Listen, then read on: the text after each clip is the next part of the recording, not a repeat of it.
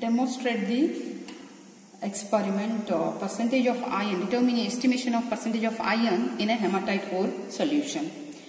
So, consists of two steps. The first is the preparation of standard potassium dichromate solution. The second step is the estimation of percentage of iron in a hematite ore solution.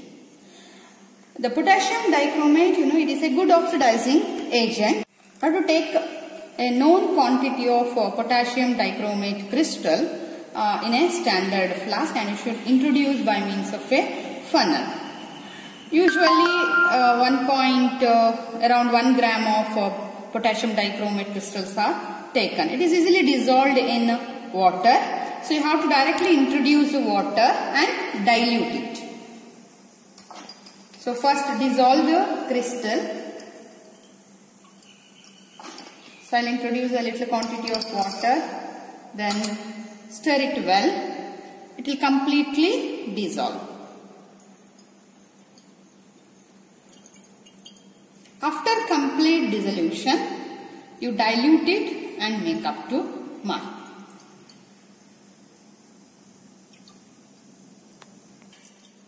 After complete dissolution, you add distilled water and dilute it.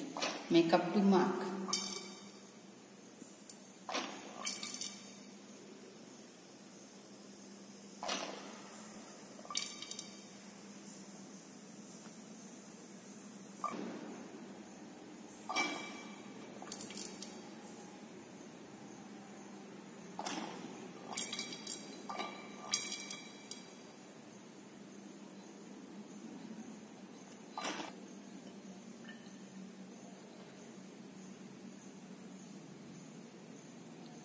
Add exactly up to mark. Okay. Then put stopper and shake it well for uniform concentration.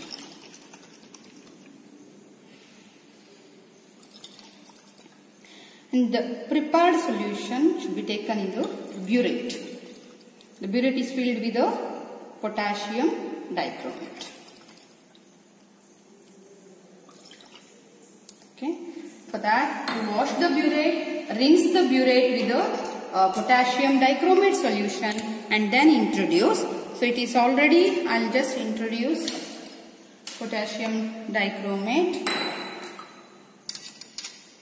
So it is already washed once, so I will just rinse the solution. So we rinse the burette with the potassium dichromate solution, then I will introduce.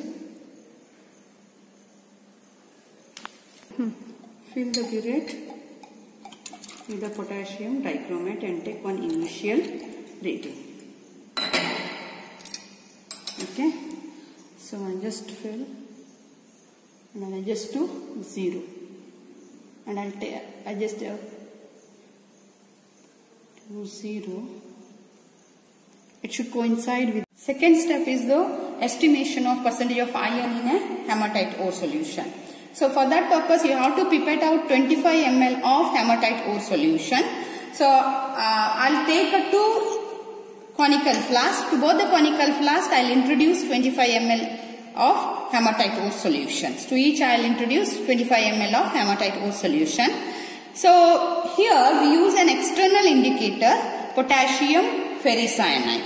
So that's why, in order to locate the end point, in order to find the end point, we carry the pilot reading, rough reading. Based on that rough reading, the range, we will detect the exact end point for the estimation of or the volume of potassium dichromate consumed for the redox reaction with the iron or hematite ore solution. So that's why I'll take 2 conical flasks. To each conical flask, first I'll introduce 25 ml of hematite ore solution. Then this is a redox reaction. The redox reaction takes place in the acidic medium. For that purpose, you have to introduce acid. Along with that, the hematite ore, it is an oxide form of ore. So in that, the iron, which is in a highest oxidation state, +3 oxidation state, if you directly titrate with the potassium dichromate, redox reaction is not possible, because now the Fe is in a +3 state, oxidizing or the higher oxidation state, it will not undergo redox reaction. It should be in the reduced form. So in order to make it to a reduced form, first you have to convert the outside form of compound into a chloride form by the addition of concentrated hydrochloric acid. So in the beginning Fe2O3 hematite oxide form of ore you have to convert to chloride form by the addition of concentrated hydrochloric acid, as well as the further reaction that take place in an acidic medium, redox reaction. So for that also it is useful. So I'll introduce around 1/3 test tube of concentrated hydrochloric acid. Slowly you have to introduce along the side of the conical flask to one first. Then the conversion oxide form to chloride form that usually take place under high temperature. So that's why the reaction mixture you heat it. Okay. So I'll keep these two conical flask after the addition of hydrochloric acid. I'll keep it on the hot plate.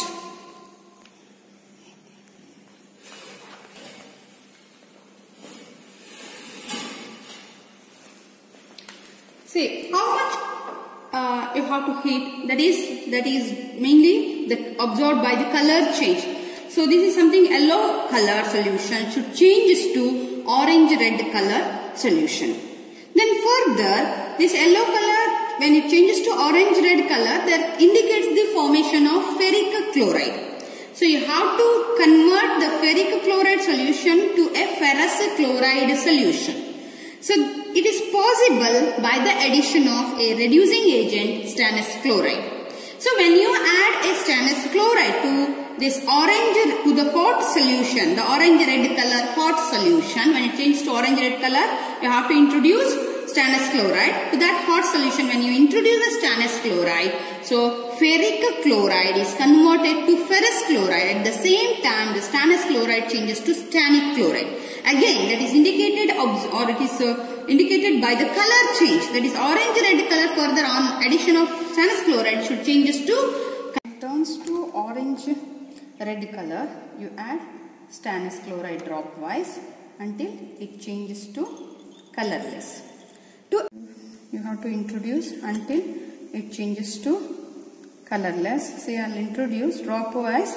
Now it becomes pale yellow color. So after getting colorless, you have to introduce 2 drops extra, 2 to 3 drops extra to ensure the completeness of the reaction. That means you are added 3 drops extra stannous chloride, that means extra reducing agent, and that added extra reducing agent may interact with the potassium dichromate. So that's why you have to destroy the added excess stannous chloride by the addition of mercuric chloride. But that addition, that reaction that takes place under a room temperature. So that's why this hot solution you cool to room temperature. Okay. I'll just introduce cool to room temperature. Then how to introduce 5 ml of mercuric chloride. You will get white color precipitation. That means all the added extra extra stannous chloride is destroyed by mercuric chloride. The formation of mercurous chloride is observed. But there may be the possibility of 2 more observations. Sometimes you may not get the precipitation. So if after the addition of mercury chloride, if you are not getting any precipitation, that indicates the added stannous chloride is less. You are added less quantity of stannous chloride and it is insufficient to convert ferric chloride to ferrous chloride. That is incomplete reaction that takes place. So you have to discard that solution. Sometimes you may get a black precipitation. After the addition of mercury chloride, you may get a black precipitation. That means you are added extra stannous chloride. That means you are added a large excess quantity of stannous chloride, and that stannous chloride combined with the mercury chloride forming or the formation of mercury take place. And the mercury also a good reducing agent. It may combine with the potassium dichromate. So there may be a 3 possibility after adding mercury chloride. You may get a white precipitation, you may get a black precipitation, or you may get there is no precipitation. If you get black or no precipitation, you have to discard that solution and again you conduct the experiment. If needed thing is you have to get a white color precipitation that indicates the complete redox reaction. That is mercuric chloride react with the stannous chloride forming mercurous chloride and stannic chloride. See, here it takes room temperature. Now I will introduce mercuric chloride, 5 ml mercuric chloride. I will introduce 5 ml mercuric chloride. Okay, and stir it well, you will get white color precipitations. After stirring, you will get a white color precipitation because the stannous chloride, the added extra stannous chloride combined with the mercury chloride and liberates mercurous chloride.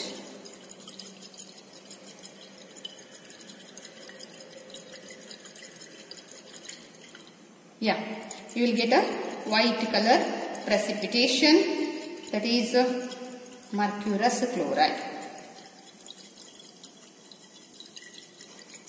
and it indicates the complete redox reaction. Ferric chloride is converted to ferrous chloride. Now the formed ferrous chloride need to interact with the potassium dichromate. That means you have to titrate this reaction mixture with potassium dichromate solution in acidic medium, not in another medium, in an acidic medium, using an external indicator, potassium ferricyanide. So here we will use an external indicator, potassium ferricyanide. The reason is, if you directly introduce potassium ferricyanide to a reaction mixture, it will form ferroferricyanide complex, and this ferroferricyanide complex is a stable one. Once ferrous ion which present in the reaction mixture trapped by the indicator, it will not available for further reaction. That means there is a loss, a continuous loss of the loss of ferrous ion. To avoid that one, you have to take indicator potassium ferricyanide externally. So I will take a little quantity of indicator in a test tube and I will keep it in a beaker which contains a little quantity of water. Okay. See, and after during the test, each time when you test observe the end point, that time you have to wash the glass tube. Okay, I will introduce one glass rod and glass tube, and so I will show you. You take a small droplets of indicator on a wax paper. So how to use external indicators? So you will introduce a small drop of indicator on a wax paper like this, and make it to small droplets, okay, like this, and keep this glass rod side, okay. Now onwards I should use a glass tube. While checking the end point, I should use glass rod.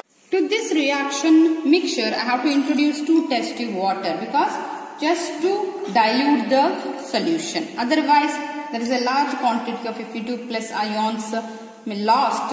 To avoid that one, I have to use 2 test tube water.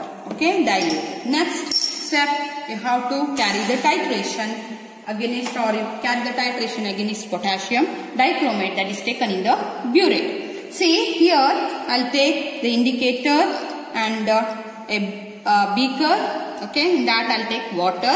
I will just introduce a little quantity of potassium dichromate, and then I'll check the end point. Now I'll introduce a little quantity. Before I should take the initial reading. Now I took 0 initial reading. Okay, I use a glass rod. Just you dip the glass rod to reaction mixture, make it to contact with the solution. Okay, then you just touch the glass rod to a indicator.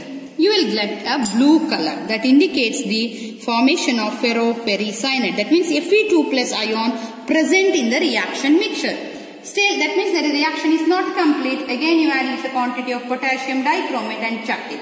Or otherwise, you may carry a pilot reading while carrying the pilot reading, you have to introduce one drop. Each time you add each time you have to introduce a 1 ml solution. Okay, 1 ml solution. Then check the end point. You can get this some range, like the end point may exist. It may shows that exist in the range of 13 to 14. Then for the next one, you may directly introduce 12 ml, and then you check the end point. See, I'll show you how to do this one pilot reading. Now I'll introduce 1 ml. Okay, and again I'll check.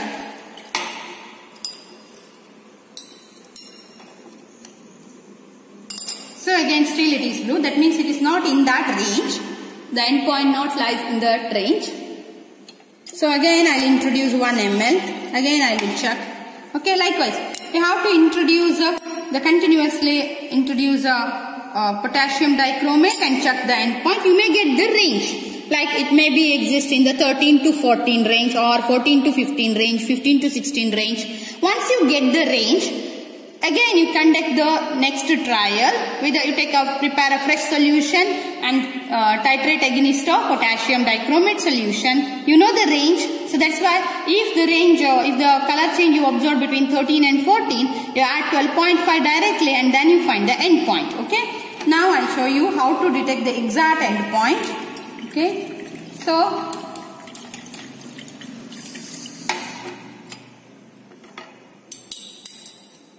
still it is a bluish green color.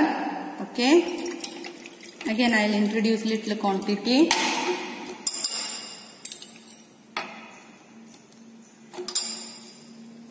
I already find the range. The range is in between 15 to 16. So that's why for this the next trial I will introduce 14 point directly. Then I will check the end point. So while checking the exact end point, you have to introduce 2 drops each time and check the end point. So again it is a blue color. Now I will introduce 2 to 3 drops. I will check the end point. Because I know the range, it is in the first trial I observed the range 15 to 16. So I want to detect the accurate answer. So that's why for the second trial, up to 14.5 ml I will directly introduce. Then I will introduce 2 drops. Each time I will introduce 2 drops and I will check the end point.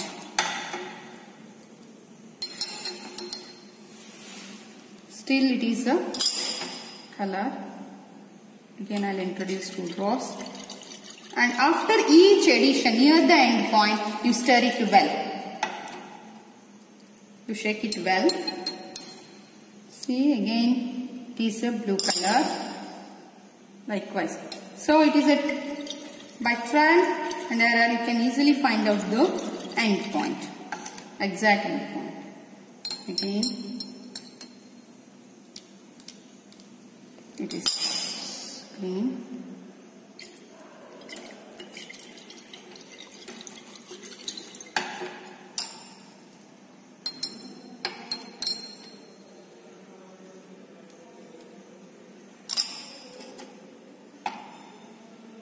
Now I will introduce 2 drops and I will check the end point. I will introduce 2 more drops of indicator on a wax paper.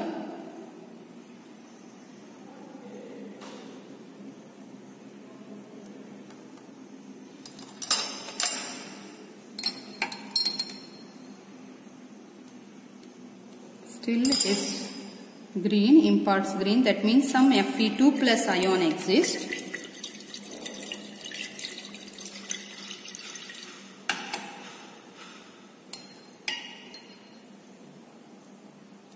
Yes, I get the end point. I think I will show you.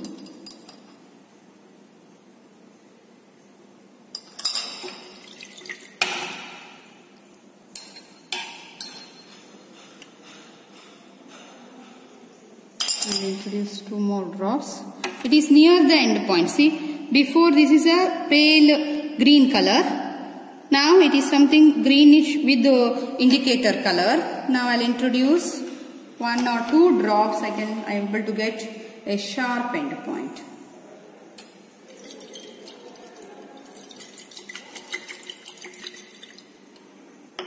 Just near the end points, I observe this is the color. Before that, this color. Now I observe. I'll show you.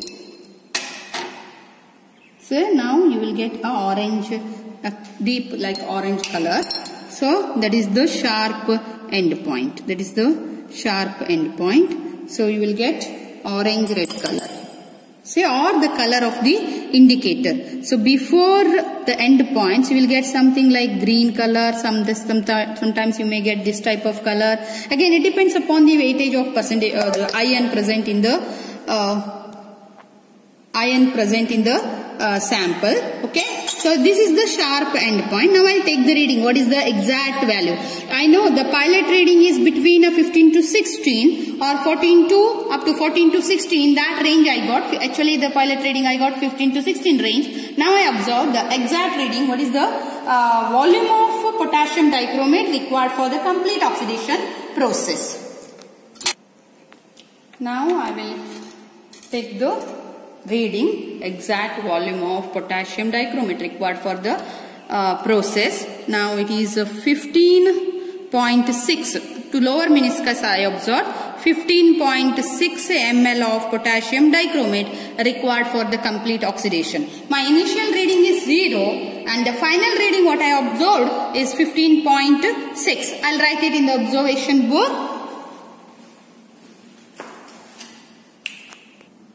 Initial reading is 0.0 and now I got 15.6. So the actual volume of potassium dichromate consumed is 15.6. The first thing we have to give some weight of crystal potassium dichromate. You have to take the weight of the potassium dichromate. So that is 0.026 gram weight. Then you have to, based on this weight, you have to calculate the strength of potassium dichromate. Here weight is 0.026. You will get some normal potassium dichromate. Okay. Next thing you have to find out the strength of iron in a hematite ore. V1 is known thing, 15 or you have to find out that is 15.6. N1 is you have to calculate potassium dichromate normality divided by volume of potassium iron prepared out, that is 25 ml. Okay, so you can able to calculate N2 normality of iron in a hematite ore. Once you find the N2 value, based on that N2 value, you have to find weight of iron per liter. Weight of iron per liter, that is N2 into equivalent weight of iron, that is 55.85. You will get weight of iron present in the sample in terms of gram per liter. So once you know the weight of iron present in the gram per liter, you may convert it into a percentage of iron present in the sample. Okay. So this is the way to detect the percentage of iron in a hematite ore solution. Thank you.